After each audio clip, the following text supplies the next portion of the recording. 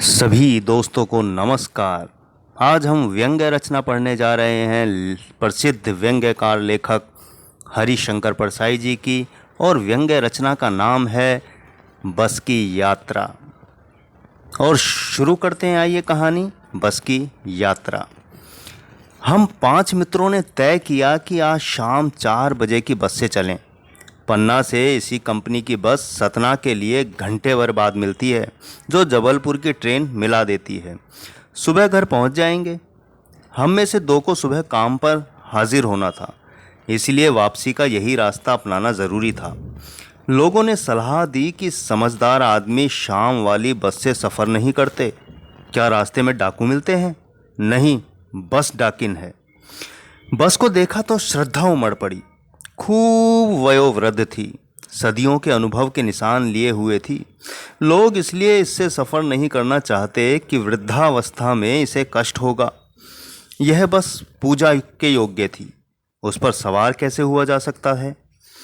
बस कंपनी के एक हिस्सेदार भी उसी बस से जा रहे थे। हमने उनसे पूछा, यह बस चलती भी है? वह बोले, चलती क्यों नहीं है जी, अभी चलेगी। हमने कहा, वही तो हम देखना चाहते हैं, अपने आप चलती है यह? हाँ जी, और कैसे चलेगी?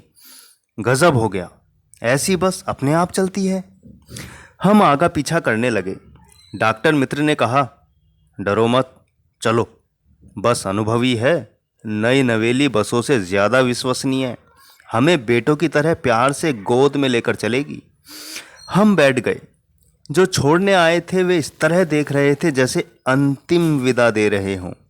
उनकी आंखें कह रही थी, आना जाना तो लगा ही रहता है, आया है सो जाएगा, राजा रंक फकीर। आदमी को कूच करने के लिए एक निमित्त चाहिए। इंजन सचमुच स्टार्ट हो गया, ऐसा जैसे सारी बसी इंजन है और हम इंजन के भीतर बैठे हैं। कांच बहुत कम बचे थे, जो बचे थे उनसे हमें बचना था। हम फौरन खिड़की से दूर सरक गए। इंजन चल रहा था, हमें लग रहा था कि हमारी सीट के नीचे इंजन है। बस सचमुच चल पड़ी और हमें लगा कि यह गांधी जी के असहयोग और सविनय अवज्ञा आंदोलन के वक्त अवश्य जवान रही होगी। उसे ट्रेनिंग मिल चुकी थी, हर हिस्सा दूसरे से असहयोग कर रहा था। पूरी बस सविनय अवज्ञा आंदोलन के दौर से गुजर रही थी। सीट का बॉडी से असहयोग चल रहा था। कभी लगता सीट बॉडी को छोड़कर आगे निकल गई है, कभी लगता कि सीट को छोड़कर बॉडी आगे भागी जा रही है। 8-10 मील चलने पर सारे भेदभाव मिट गए। यह समझ में नहीं आता था कि सीट पर हम बैठे हैं या सीट हम पर बैठी है। एकाएक बस रुक गई। मालूम हुआ कि पेट्रोल की टंकी में छेद हो गया है। ड्राइवर ने बाल्टी में पेट्रोल निकालकर उसे बगल में रखा और नली डालकर इंजन में भेजने लगा। अब मैं उम्मीद कर रहा था कि थोड़ी देर बाद बस कंपनी के हिस्सेदार इंजन को निकालकर गोद में रख लेंगे और उसे नली से पेट्रोल पिलाएंगे, जैसे माँ बच्चे के मुंह में दूध की शीशी लगाती है। बस की रफ्तार अब 15-20 मील हो गई थी। मुझे उसके किसी हिस्से पर भरोसा नहीं था। ब्रेक फेल हो सकता था, स्टीयरिंग टूट सकता है। प्रकृति के दृश्य बहुत लुभावने थे। दोनों तरफ हरे भरे पेड़ थे जिन पर पक्षी बैठे थे। मैं हर पेड़ को अपना दुश्मन समझ रहा था।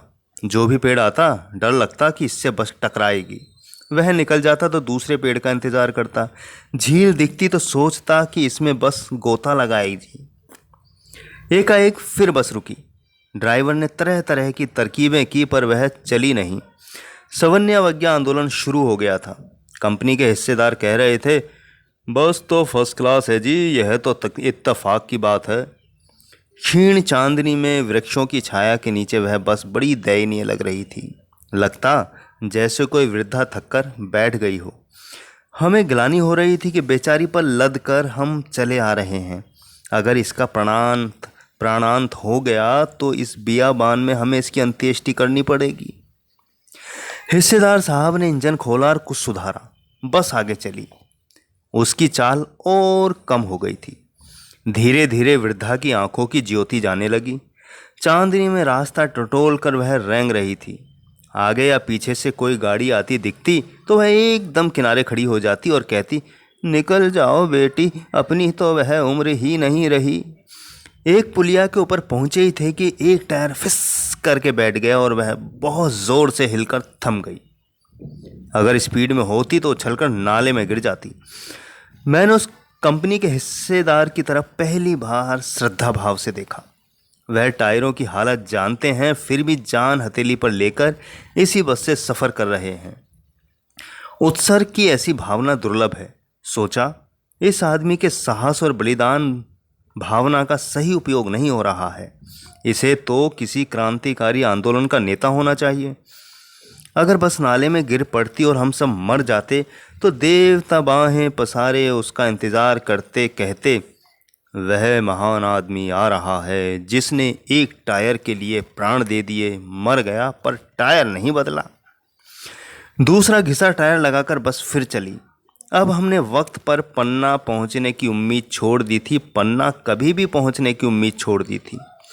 पन्ना क्या, कहीं भी कभी भी पहुंचने की उम्मीद छोड़ दी थी। लगता था जिंदगी इसी बस में गुजारनी है और इससे सीधे उस लोक को प्रयाण कर जाना है। इस पृथ्वी पर उसकी कोई मंजिल नहीं है। हमारी बेताबी, तनाव खत्म हो गए। हम बड़े इत्मीनान से घर की तरफ बैठ गए। चिंता जाती रही, हंसी मजाक चालू हो गया। तो दोस्तों, कहानी समाप्त होती है, व्यंग्य समाप्त होता है। लेखक हरिशंकर परसाई जी ने कितनी खूबसूरती से अपने व्यंग्य के माध्यम से ट्रांसपोर्ट, बस की व्यवस्था, यातायात की व्यवस्था पर कितना करारा व्यंग्य किया है कि स्थिति कितनी खराब है। न रोड ठीक है, न बस ठीक है। फिर मिलूंगा दोस्तों जल्द ही नई कहानी लेकर। तब तक अपना ख्याल रखें, मास्क जरूर लगाएं, भीड़ भाड़ में 2 गज की दूरी का ध्यान रखें। शुभकामनाएं।